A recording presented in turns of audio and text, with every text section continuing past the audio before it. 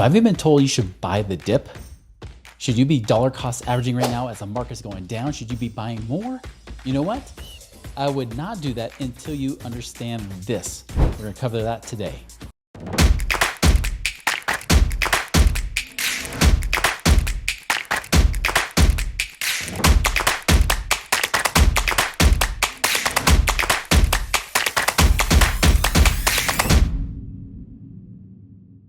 Hello, my fellow Ripplers. This is Chris Miles, your cash flow expert and anti-financial advisor. This show is for you. You work so hard for that money, and you're now ready for that money to start working harder for you today. You want that freedom. You want that cash flow now. You don't want to wait 30 or 40 years for it, but you want it today so you can live that life as you love, doing what you love. How? Because you have enough passive income, be able to create the life that you want, be able to have enough passive income to replace your bills, be able to not worry about money, where you now are work optional, right? You do work because you want to, not because you have to. But you're not just here to get rich because you want to live a rich life. That's what you really want. You want to have a life of freedom, of prosperity, and a life that allows you to bless the lives of those around you. Thank you for tuning in today, allowing me to be a part of this ripple effect in your life as well. Thank you for tuning in. And again, helping our show continue strong now, 11 seasons, 11 years we've been doing this podcast. Now over 11 years, as we've just passed our anniversary date. So excited, so proud. And thank you for being a part of our journey today. Guys, I would ask you, man, if anything, you could do anything, is please follow us. If you don't just already follow us on social media, do so. Subscribe to our channel today, the Money Ripples channel. Be sure to subscribe to that and invite somebody else to listen to this episode because this is so important, so timely right now that you've got to hear what we have to say right now. All right, so let's talk about this. You're probably hearing people in the media saying right now as the market's gone down, if you've been living under a rock, you probably haven't noticed this happening. But for those of you that have money in the stock market right now, the things I've been talking about for really months now has been happening. Now, if you've listened to this show long enough, you've already heard me talk about how we're already overvalued. Things are still out of whack. The market's too high. Well, nobody wanted to believe that, or very few did. There were some of you that were smart that are already saying, hey, let's make some moves now. And some of you are listening to this right now, which is probably why you're smart. Not saying all smart people listen to our podcast. I'm just saying you probably took action accordingly and you're probably feeling very controlled and at peace with your money right now. Because if you're in the market, you're not feeling that peace. As we've seen the market tank 15% in roughly about the last month or two, that is a drastic move, a very fast downward move. Here's what happens. I'm going to come at you from a place of psychology. Remember, I was a stock trader and I taught other people how to trade stocks.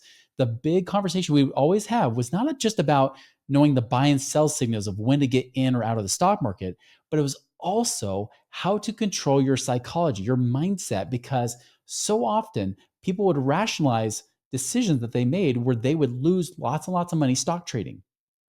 Now, this is the problem, right? Because people get emotional. They tend to sell after the market's gone down for a while, but they tend to stay in as it's riding all the way down. You get a lot of people are saying, hey, just ride the waves, right? It's like, just hang on that roller coaster. It's a fun ride. It's going to come back up. It does come back up. But remember, when a market goes down, it goes down much faster than it recovers. It goes down fast before you usually have opportunity to react. At least most Americans won't react this way. Most Americans are told to hang on. Now, I want you to question this because you probably have people telling you about dollar cost averaging, that's the best thing ever. And there's some merit to it. But remember, with every lie, there's usually some half truth that makes the lie more believable. Dollar cost averaging is one of those lies, just as like talking about buy the dip, right? Now, I'm all about buying the dip. The question is, where is the dip? And this is going to happen. You'll hear this from financial advisors, because I know I was one at one point, not to mention not just only a stock trader, but a financial advisor. By the way, I have zero money in the stock market right now for good reason. For the reason I'm about to share with you today, why I bailed out of the market many years ago. But the big thing you're going to hear from financial advisors is stay in it. Don't bail out now. You don't want to lose money. This ties in with a psychological need to not want to lose. This is something I've seen happen over and over with stock traders and average savers. Remember, you're not an investor if you have money in 401ks and IRAs. You are a saver. You are not an investor. And as such, they're going to tap into that fear emotion. They're going to manipulate you as much as they can. They're going to say, listen, hey, this is just a temporary dip, The worst thing to do is sell now. In fact, what you should be doing is buying more now. You should dollar cost average. Now, if you don't know what dollar cost averaging is, and I'm sure many of you have heard of it, but for those of you that haven't, dollar cost averaging means because you don't know how to time the market, because we don't know when it's go up or down. And just so you know, I taught also the stock traders I used to work with the same thing. You're going to lose in trades, no matter how good you think you are, you're going to guess incorrectly. I've done the same thing. Even though I've seen different trends, I can see where there's odds and chances of failure or success. Still, I can be wrong. This is why, if you're in the stock market, you have to have hard, set rules that are not tied to emotions. Unfortunately, savers are not investors. People are taught to save, are taught to set it and forget it, right? You've probably heard this as well, right? You just set it and forget it. Don't watch the market because it'll drive you nuts, right? Throw your money in blindly. This is like going to Vegas saying, I'm going to throw my money in, but don't watch the fact that I'm losing money. Don't watch the fact when I make money. In fact, the worst thing you do is go in the market and make a lot of money. Just like going to Vegas and win a lot of money, you think you're actually talented, but the truth is you just got lucky. If you are someone who's about the age of 40 or less, you've gotten lucky the last several years. You've never really seen a down market. 2022 was the one down year out of the last 16 years, really going on 17. It's been 16 full years. That was the one down year we've had. Just understand that's not normal. In fact, that's it. From when you look at history, you don't see history do this hardly ever. This is like a once in a lifetime thing that you witnessed in the stock market, how much it went up in the last 15, 16 years. You witnessed it. You were a part of it. And now you're witnessing the rebalancing of that, everything coming back into balance. So I used to show people about dollar cost averaging. Dollar cost averaging says you just buy no matter what the price is. You just keep buying in regular intervals all throughout. If you turn your brain on for a second, doesn't that seem like the best marketing strategy ever? Think of a financial advisor says, you know what? The best time to buy is right now. And the best time to buy is tomorrow. And the best time to buy is the day after that, and the day after that, and the day after that, and the month after that, and the month after that. In fact, keep putting your money in on a regular basis. You know who teaches financial advisors to do that and who taught me to do that when I was a financial advisor? The banks, the financial institutions that tell you to keep putting your money in. Why? Because the institutions and us as financial advisors made money based on the amount of assets that we had in our accounts. So think about our self-interest. Our self-interest when we were when I was a financial advisor, I'm not that kind of financial advisor anymore. Now I'm an anti-financial advisor. But back in those days, I was always taught it was always a good time to invest. If the market goes up, keep putting money in because it's going up. But if it goes down, keep putting money in because it's on sale, right? This is what people are saying when they say buy the dip. Oh, it's on sale. Go in. Remember 2020? It dipped really fast and popped back up. Yeah, because the dip was all based on unknowns. It was unwarranted. And so it was an emotional response that wasn't really legit. Now, we were supposed to move into recession in 2020, but when the government decided to infuse lots and lots of cash and go into major debt to do so, they artificially propped up everything. They created what's called an everything bubble. Real estate boomed. And we've seen a correction in real estate already happen the last couple of years. We've seen stocks boom, Bitcoin boom. Now we're starting to see gold boom, even though that's starting to boom now as the other things aren't booming anymore. We're starting to see gold and silver doing the same thing, right? We saw this boom of everything. Prices boomed, your wages boomed. Everything had to inflate and boom because money was being pumped into the economy. This is the real secret. How do you have a stronger economy? Is you keep pumping money in. The problem is, where does that money come from? Is it from production or is it from debt? And this is where it creates an artificial kind of thing. Think of this in a real life example. You're thinking about your own life, right? And you've got some credit cards.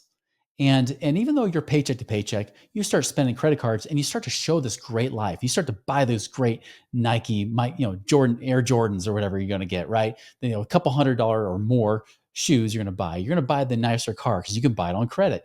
You can also get a nicer house because you buy it on credit. And you're buying everything on credit, not because you have the cash, but because you have access to that money, that credit from somebody else. This is what the US government has done. It made it look like we had this great lifestyle, this great economy. But just so you know, the gross domestic product, the GDP, the thing that measures the economic strength, over 25% of that was government spending. In fact, the only reason we saw growth was because of uncontrolled government spending, which is why we're seeing what Doge is doing today. And so we're watching this happen, right? Now, I know I'm digressing from dollar cost averaging, but I'm bringing this up because we got to understand why the markets did what they did. This is why, well, I'll share my screen right here. All right, this is why we have the Buffett indicator, right? The Buffett indicator says, let's compare the stock market to the GDP, right? Because the stock market is only supposed to grow with the economy, the actual economy, the GDP, gross domestic product. That's what we're actually doing. Now, look at here. You'll see right now, as of when I was talking about this, just in February, this thing was over 200% of the Wilshire, right? Of the Wilshire 5000, right? Which is like the more broad-based index for stocks. S&P 500, by the way, is not diversified. Over 30% is held in just the top 6 companies, 7 stocks. They call it the Mag 7 on purpose, 2 of which are Google. And that is overinflated to the nth degree.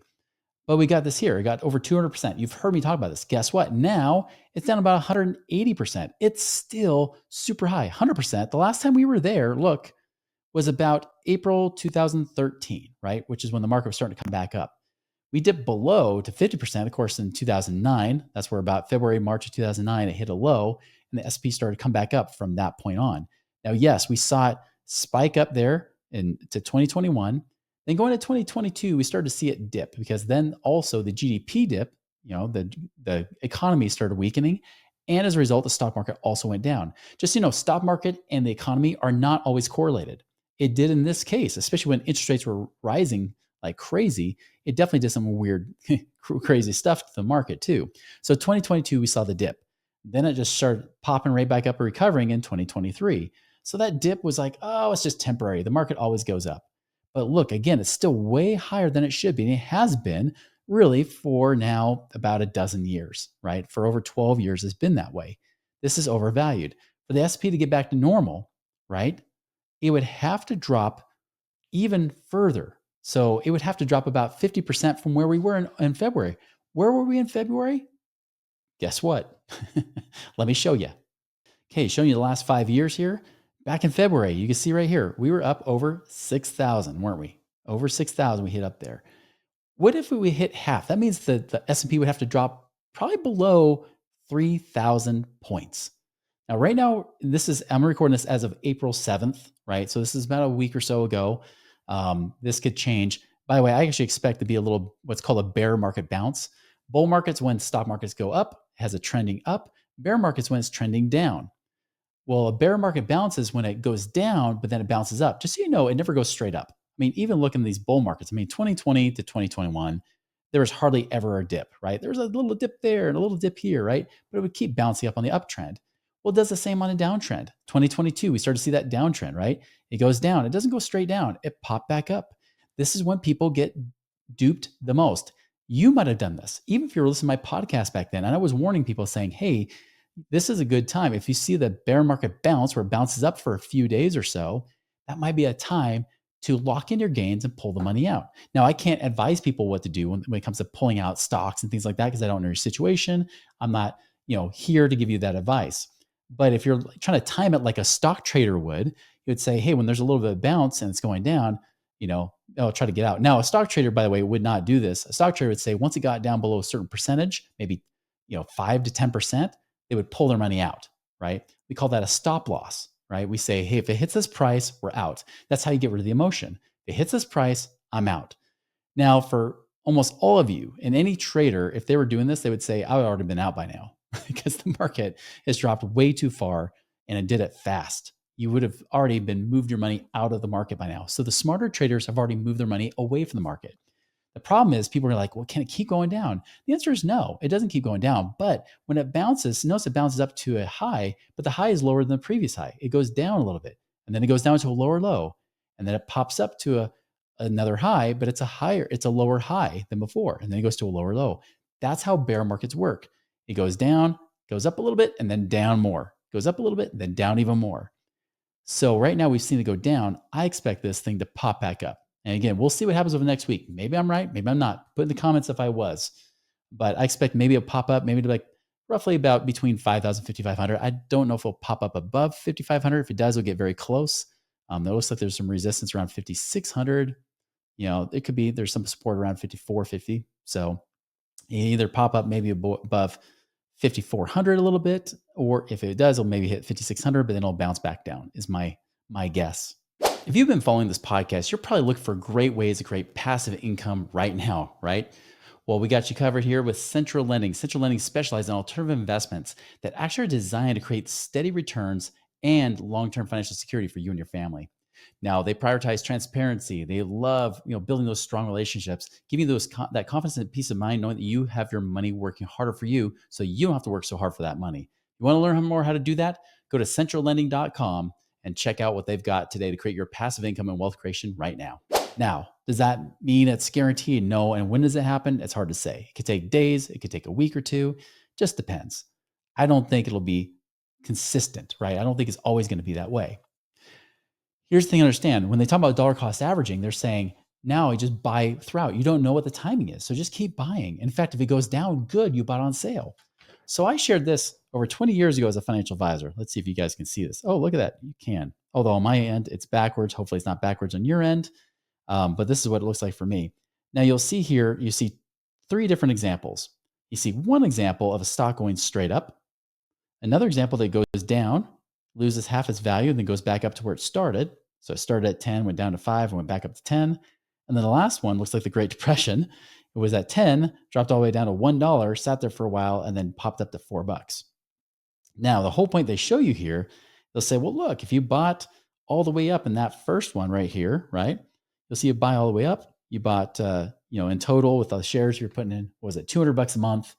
You eventually bought 85 shares as it was going up and away. So now you have $1,700. Now, not bad, because after 6 months, right? I would think about 6 months. 1, 2, 3, 4, 5, 6. Yep. After 6 months, 1,200 became $1,700.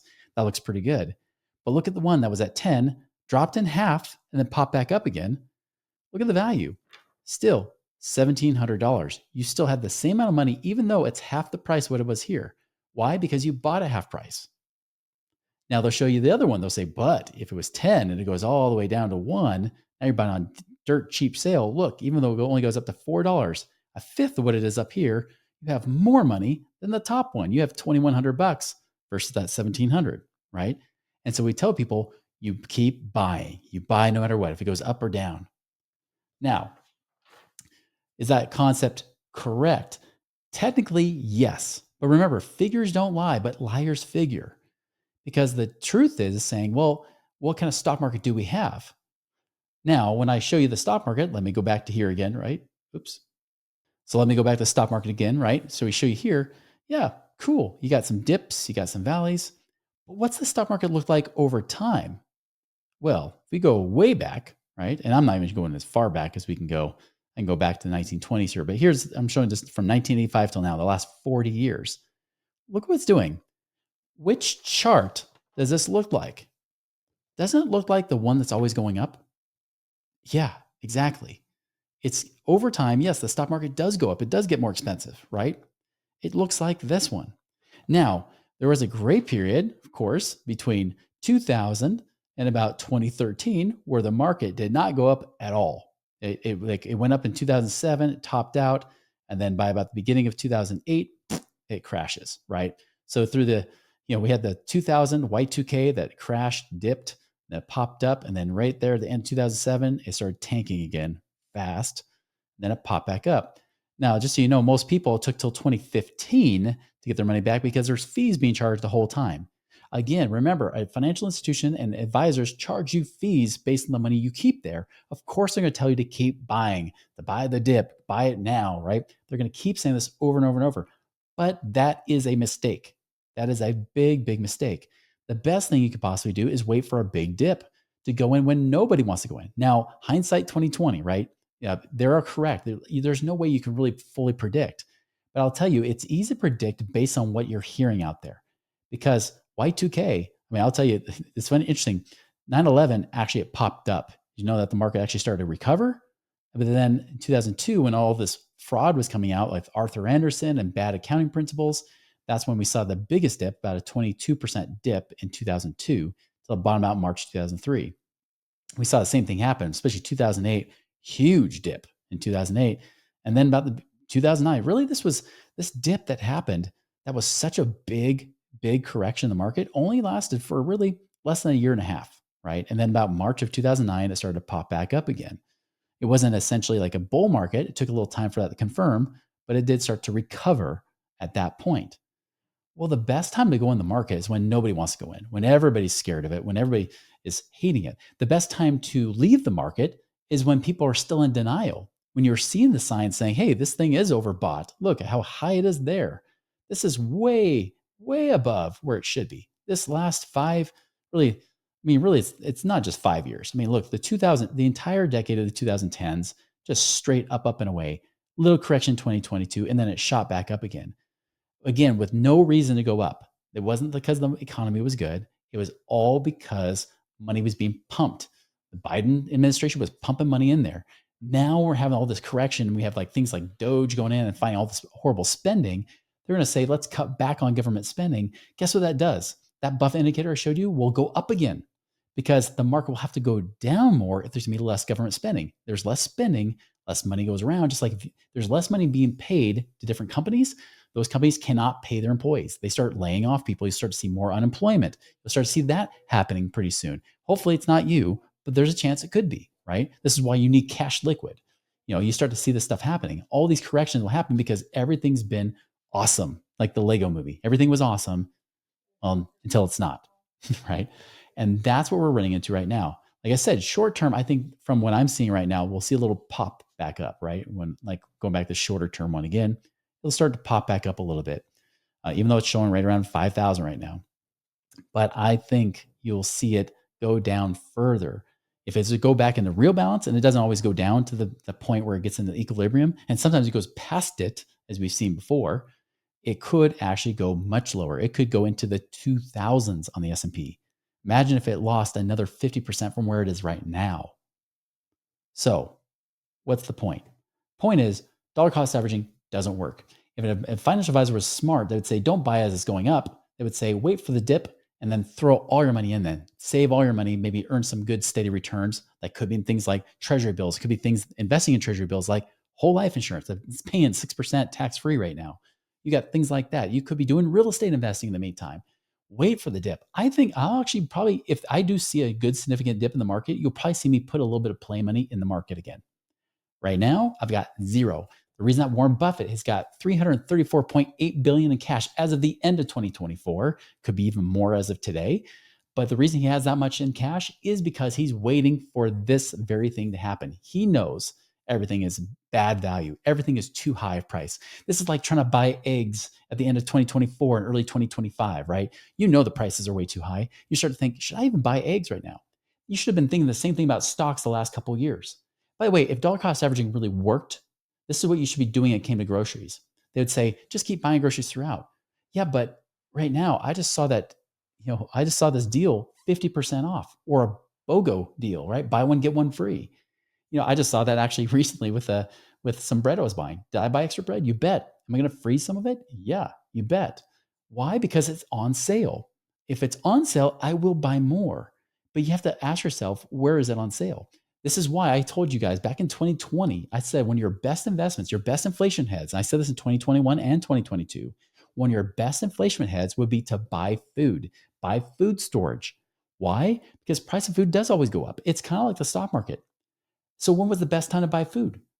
Back then, especially if you can buy a thing that's more longer term, shelf stable, right?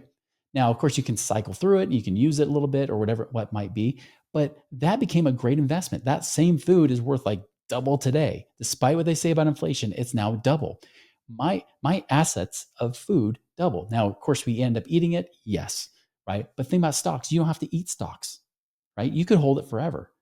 But if you could buy when it actually is legitimately on sale, then it makes sense. But these last several years, it's never been on sale. So why were you putting money into it?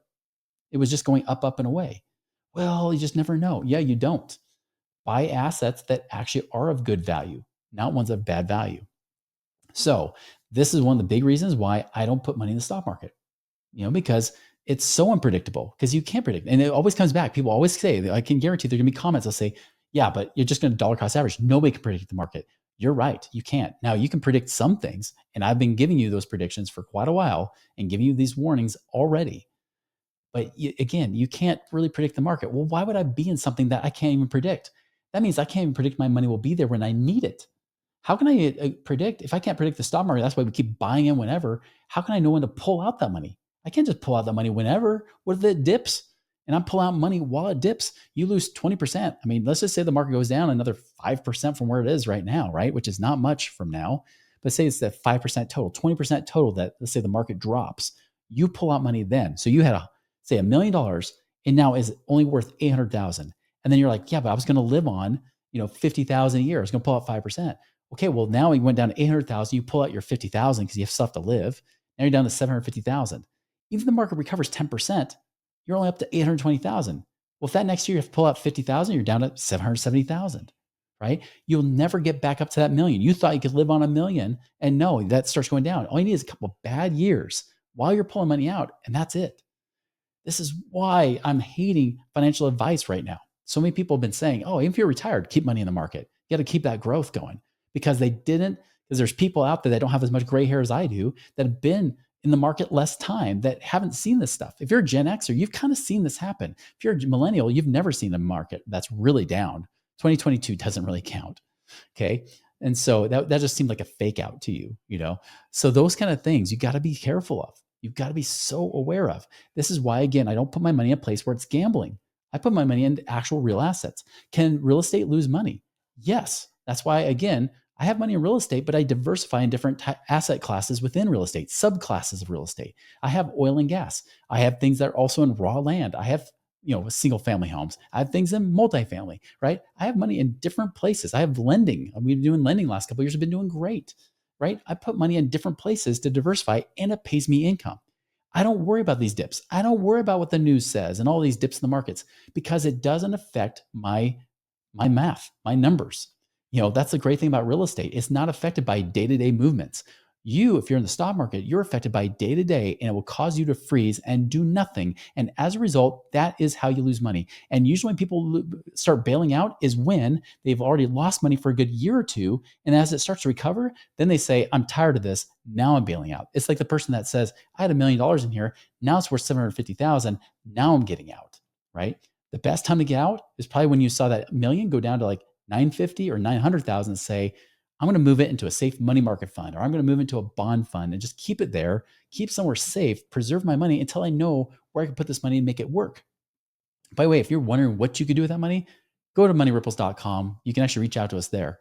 But that's the thing. You can actually get that money to work for you instead of just waiting for the dip and then you start to sell out because then you're tired of it and you don't want to wait for that recovery, which by the way, whenever you see the market go, the recovery is always longer, isn't it? It dips fast, it recovers long. It takes a long time to recover your money.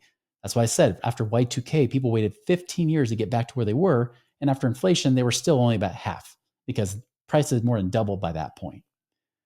You have got to be aware what's going on. Don't buy into this crap of buy the dip. Don't buy into this crap of dollar cost averaging. That is just stuff to sell you and keep you in the market, to keep your money there with those companies. So they keep charging you money. They keep charging you fees, even if you're not making any money. They will keep charging you money. It's the most brilliant marketing sales strategy they've used on you, and you bought it hook, line, and sinker. Do not buy into that crap. Move away. Move to a place where you don't worry about market swings like I do. Don't put your place in the money where it can dip fast within days or weeks, like where I'm not in that place anymore. I've watched real estate dip, but not like that. And by the way, it rarely dips in recessions. Recessions is one of the worst times to be in the stock market. One of the best times to be in real estate is during a recession because it tends to hold its value during a recession. Worst case, like the last time in 2008, we actually saw a dip because of that huge bubble that was created. We don't have the same bubble in real estate. It's not the same. I'm not saying real estate won't be affected. I'm not saying there won't, but I am saying there's going to be opportunities, much more opportunities to buy and sell and do things in the real estate space to make lots of money here.